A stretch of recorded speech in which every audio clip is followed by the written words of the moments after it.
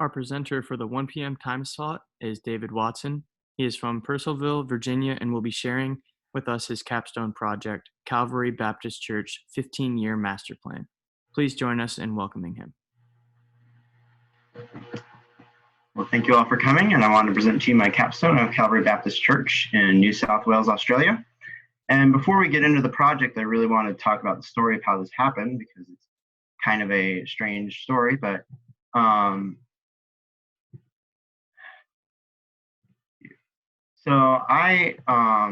during my sophomore year of college, I did a research paper on A.W. Pugin and was just fascinated by his work and his philosophy. He was an architect during the Neo-Gothic era.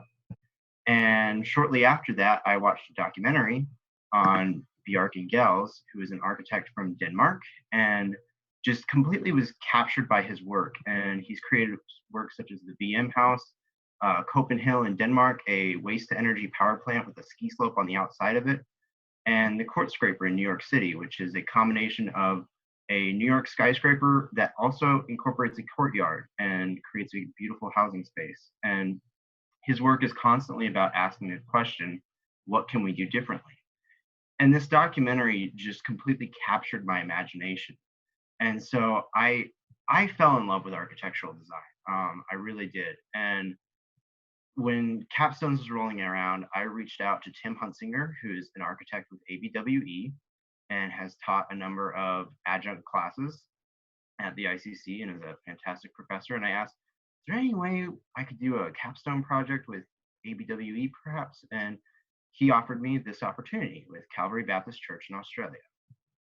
So the brief was as follows: develop a master plan for the property, develop interim solutions, design a spire to create a presence on the site, create branding suggestions such as logos, colors, and others, etc., and work to keep the interim and spire design realistic so it could actually be implemented. Calvary Baptist Church is on a mission, has a mission to grow through evangelism and reach out to its community. That community is over 300,000 people in the New South Wales Central Coast. The church has an average of 20 regular attendees who are hungry for growth. And the Central Coast is ranked as one of the worst places for Australia's for youth suicide, domestic violence, and substance abuse. So this is a place of great need, and the community there really knows that and really understands that. So in understanding the wider community, I found in research that Australians will visit a church if there's an event involving food or music. So I wanted to incorporate or allow for that in the space. Most Australians come to faith due to a family member or a pastor. That's how they become a Christian or join the Christian church. Only about 5% of Australians attend the church where they became a believer at. The majority select a church because it is the local church of their denomination. And so in approaching this, I really had to ask the question, how can design serve to grow the church, especially with all of these constraints and all of this as the reputation? In understanding the physical building itself, Australia is a subtropical climate, which means the inside and outside can be easily connected, similar to California or Florida as far as weather goes in comparison to us. Bushfires are a regular occurrence, and so they require a high degree of fireproofing, but the culture allows for bold architecture, and sustainability was a priority in this piece. Another aspect of the project was designing a spire. They said, design a spire that could be built to give the church a presence on the site. This needed to be a central optic for the congregation as well as for the community. So my proposed deliverables became a master plan with branding, a spire, and interim solutions. And going forward with this project, I wanted to ask, how can architecture serve a church and community? And how can architecture help to grow a church? And this really became a balance of being trustworthy as a church and also being attractive, and figuring out how to dance and balance between those two lines, because someone who's very attractive can be very untrustworthy, but something that's completely trustworthy can feel somewhat unattractive at times. And so figuring out that balance was very important. So with all that being said, where is this? So this is Australia. And down here in the right corner, you can see Calvary Baptist Church. If I zoom in a little bit, you see New South Wales, which is the state it's located in. It's on the central coast, it's on the edge. It's about an hour and a half away from Sydney, Australia. So it's close enough to make a day trip there, but it's not really part of the Sydney culture. And so this is the site. And I'd like to show you a quick video that'll give you an idea of what this site is like. I'm having issues with that. There it is. This may look a little choppy from your end, but we're starting from the road and going to move closer to the building as time goes by. You can't really see the tree line here, but you see the sign. And we come down the road here, turning off the main road and onto a cul-de-sac that is primarily residential. And I'm going to jump forward just a little bit here.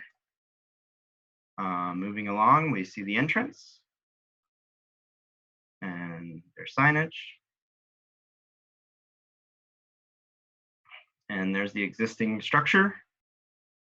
This was some drone footage that I was given. So you can see their existing space now and their existing parking lot. And then we're going to pan upwards and get to see kind of the wider space.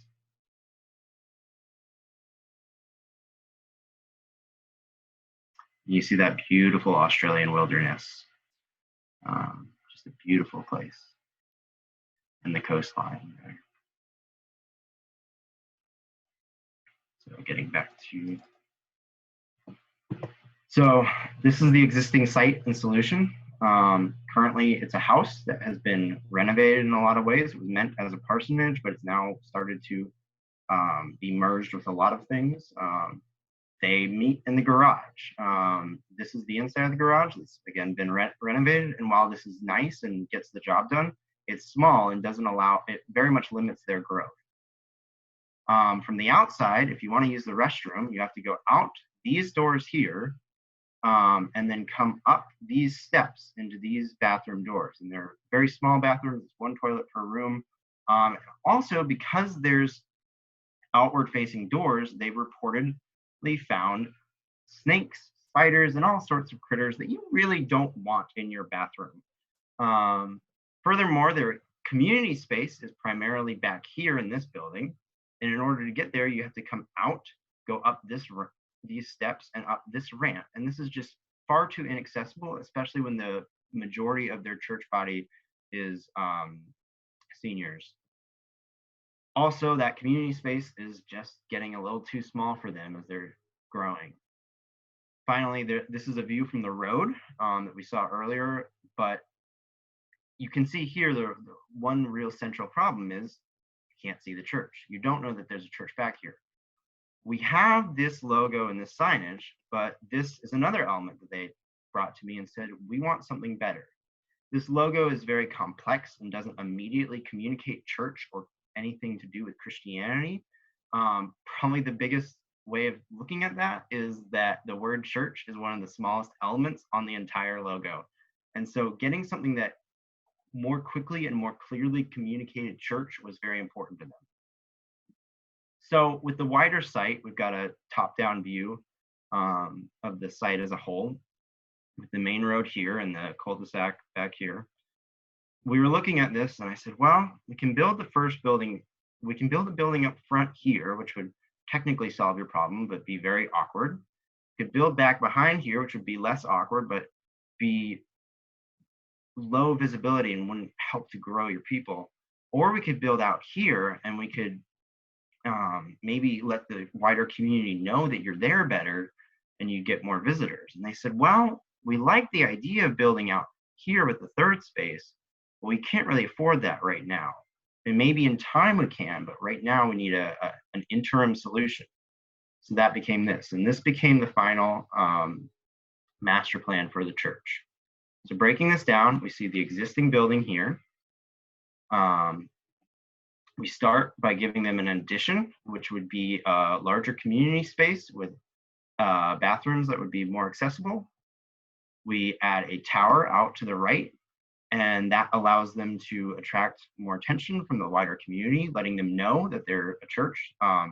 This would be the spire that we spoke about earlier, and hence I'll since before be interchangeably referring to it as the tower or the spire. After that, we build a new building for them that would allow for growth for the next 50 years or so. And around that, we create community space that can allow for events and allow them to connect with the community better. And finally, we close out by adding a driveway to the original garage so that the home can once again be a house.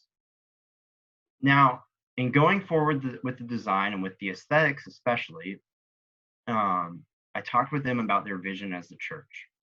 And Steve Mayo, the pastor, really talked about their trust in scripture is a big part of their church, and their peaceful bush setting is just a big part of their church. As you saw in that drone footage, it's a beautiful location. Another thing they talked about was they really hope to expand through home groups and talked how important home groups were to them. And so a place to call home was really part of what they were as a church. So the main concepts behind this project became truth, peace, and home. With that in mind, I created this mood board for the whole project, giving it some ideas of how it could look and feel. And I created some branding. I created a logo for them. This is the logo I came up with. Breaking this down, we have two rectangles at the bottom that allude to the idea of an open book, such as the Bible, indicating that idea of truth. We have a corner of grass with greenery, indicating the nature and the bush setting. And the whole thing creates the profile of a house with a cross punching it out. So we have that idea of home and the idea of a church very quickly communicated. In this way, I've shown the three elements of truth, nature, and home and communicated it with the logo. And here's some ways that it could look. Now looking at the rest of the site. So we've spun around a little bit and we see the existing building here and the new space that we're going to be building out here. But let's start with that addition. So this addition needed to be a multi-purpose space. It needed to be an expansion of the existing infrastructure. It needed to be accessible, sustainable, and affordable. So with that in mind, I created this color material finish, which was the colors, materials, and lighting that I wanted to use throughout the project, and created this floor plan. And you can see that's very close to the existing structure, and it's incorporated with it. This allows it to expand into more community space that would allow for events and more time meeting together.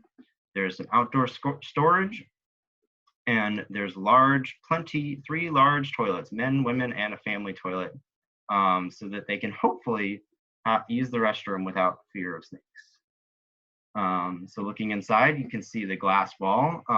This glass view casts a vision forward as they see the site where the new building hopefully will be, and they can hopefully watch it be built and keep their vision in mind. From this angle, we can see the coffee and tea bar. Tea time is a big part of Australian culture, and so I wanted to serve them in that way and allow for that. And again, we have 3 large bathrooms. Now moving on to the new building. With the new building, I wanted a large space to account for several years of growth. And so I wanted an auditorium, classroom, kitchenette, and offices for the pastors, as well as an ability to add additions to this and continue to grow this. So with the new building getting a little bit closer in, we immediately have that idea of home as we have a silhouette of a house shape into the facade of the structure. And so we immediately communicate that idea of home. Inside the sanctuary, I decided to use some stained glass to reference the tradition of stained glass in the church, which is a rich tradition, which I feel like we're somewhat neglecting nowadays, and something that we could really bring back. I also hope to use this as a way of communicating truth, as stained glass used to be the traditional way of communicating the gospel, but now our culture is much more sophisticated to that. So I think alluding to that idea is powerful without, while still respecting people's sophistication. So this is the main entrance here, the main entrance lobby. From here you can see the lounge, and behind that you have the kitchenette. Behind that you have the classroom where their events could be held, both or children's classes could be held, or community time could be held. And then we have professor offices. Next up, I want to talk about the tower or spire. As I was designing the spire, I was continually running into the idea of just the fact that we've seen so many spires before. All of us see a spire. You probably saw one driving to Walmart yesterday. Everyone's seen these before. So the question is, how can architecture attract a guest? And how can a spire attract guests when we've all seen them before? And the answer is quite simple. You have to be unique. So somewhere along the way, as I'm drawing all these concepts, and John, the previous presenter, said, have you looked at stained glass for patterns? And that gave me a totally different idea. And I came up with this. And this was more about creating a pavilion more than a single spire. It was more about creating an environment and an experience of light and color that people would want to come to, want to witness and experience, and maybe take pictures around. And so that came into this design. And so this would allow people, this would bring people in just to visit it. If nothing else, just to maybe get family photos there, or maybe get prom pictures there, or whatever. It'd be an experience worth coming to see. Here's another angle of it here. So looking at the wider site, I also wanted to ask that question of how can architecture attract guests? And obviously that's actually a little more simple, of just opening up community space and really opening up space to the rest of the world. So easy ways of doing this were allowing for a playground and a pavilion for events and for children, but also just opening the space up to the rest of the community. You can also create this a space that was also about creating a space that was elegant and beautiful that people would want to visit, whether for family photos or for a picnic or for just time together as a family, and creating paths that were comfortable and elegant to enjoy. Also, I needed to add a rugby and soccer field, as football and rugby are a big part of Australian culture, and they wanted this for giving back to the community in that way, and wanted to be able to hold soccer camps for the kids and the youth as their church grows. So this is kind of an image of the whole project with every element and building, as well as the logo that I designed. And with all this, I kind of come back to the beginning of what were the major takeaways. And obviously our spaces matter, and I was able to serve through vision and be completely unique and give back to the community. But there was a delicate balance in this project of being unique, but also being accessible and being comfortable. And the real key that I found was focusing on the client. If you're going to be unique, focus on the client. Architecture in the end is about human needs, so focus on the client. So thank you for coming. I want to give a special thank you to Tim Hunsinger for allowing me to work on this project. Thank you to all my professors, Gabe and Carlos, and all the others who helped out with this project in different ways. Thank you to all the professionals who provided professional advice. Andrew Boll of ABWE, Paul Kelly of Kelly Design Co. Special thank you to Brian Shane of Zukin, who provided great insight and feedback, and others who I spoke with. And thank you to all my classmates, friends, family, and my parents for helping me get this far. And thank you for coming, and thank you for getting to witness this and coming along with me on this ride. Any questions you have can be texted to this number, and thank you.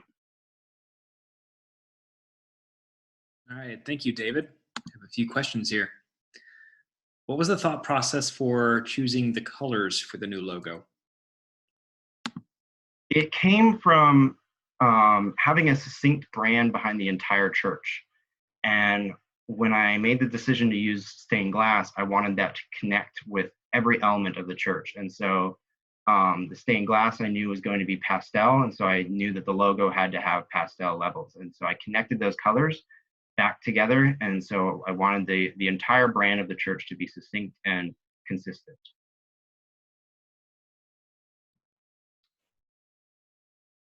So the emphasis on stained glass, there seems to be a lot of spaces that have a lot of transparency. However, in your sanctuary, there isn't a lot of transparency. There seems to be one singular stained glass feature. Is there a reason you decided to make that darker or have fewer windows? What was your thinking behind that?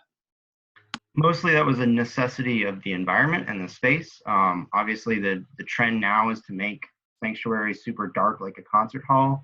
And also you just don't want a lot of the sanctuary of all places, especially when you want to be able to hold events such as concerts or other things to attract guests, you need to control that light.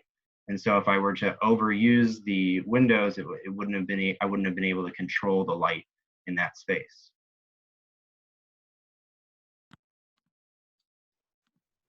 How hard was it to design in another culture? It was challenging. I feel incredibly privileged that I was working in a culture such as Australia rather than somewhere that was a third world country that would be even more challenging. But it was really just about connecting with them and speaking with them and understanding what probably the greatest pressure was that Australians as a whole have a higher degree of sophistication for design than I believe most Americans do, similar to how Europe does. And so it was daunting. That part was daunting for sure. But I noticed that you said there's a high degree of fireproofing. What were some of the precautions you needed to consider to fireproof this building? mostly that was in choice of materials and choice of closures and just figuring out how the structure needed to be designed so that things would not catch on fire. And so figuring that out. And yeah. How did the existing style impact the new design? I struggled with that early on and struggled with finding a succinct brand. And the main thing that was the focus was the fact that it was a home and the fact that it was a house. And so I wanted to pay homage to that, but I also wanted to pave new ways. And they wanted me to do that too. They pushed me to create something new and abandon it almost, but I wanted to pay homage to that. And so that's why I used the concept of home. Great. So they were pushing for this idea. I'm curious, have they seen this yet? They have seen elements of it and parts of it, and the pastor was very enthusiastic about it, but I haven't quite yet presented the entire package to them. That's the next step for me. Okay. Are the colored glass panels done with tinting, or is there another type of product that you found? And Jim wanted to... It can be done a variety of ways. The easiest would be tinting probably, or I was also looking into acrylic plexiglass, which would be a solution that probably would be ideal for the tower just because of the environment that it's in. But for the interior, it probably needs to be tinted glass. So yeah, it can be done a variety of ways. Good. And Jim just wanted to add, well done. You told a great story.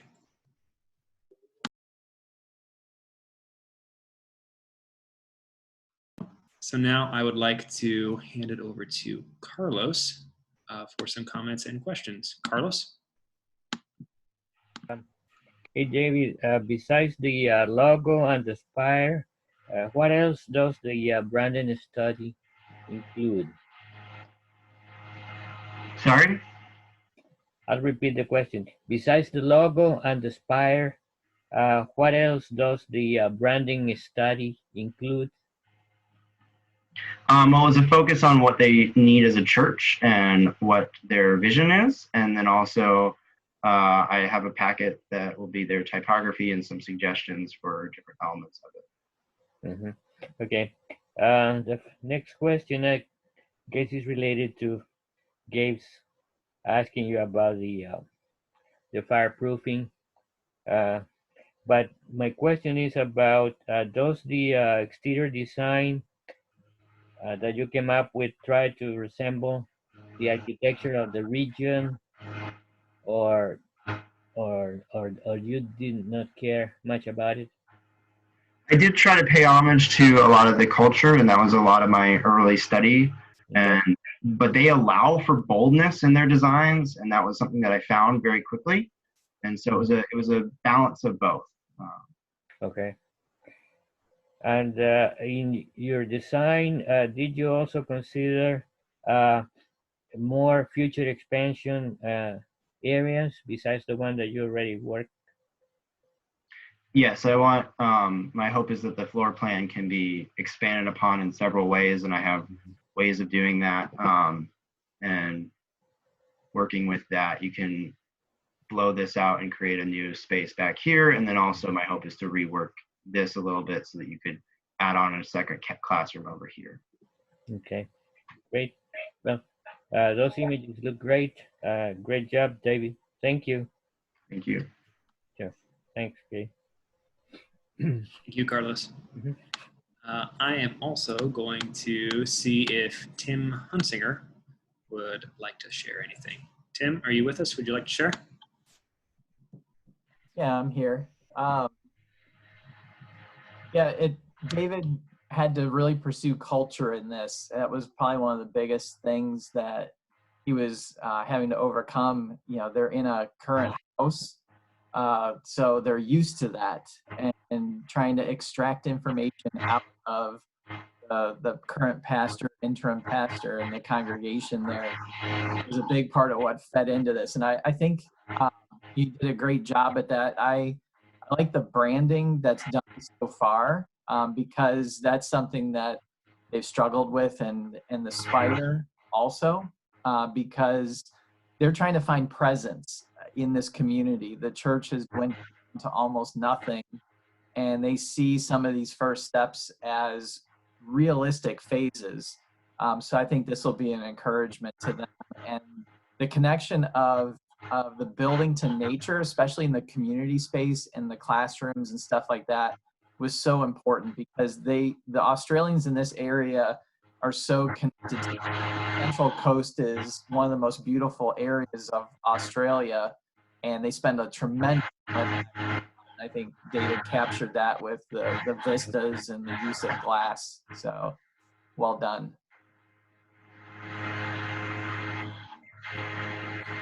Great. Thank you, Tim. Well, David, excellent work. Good job. Everyone, please join me in congratulating him on a job well done.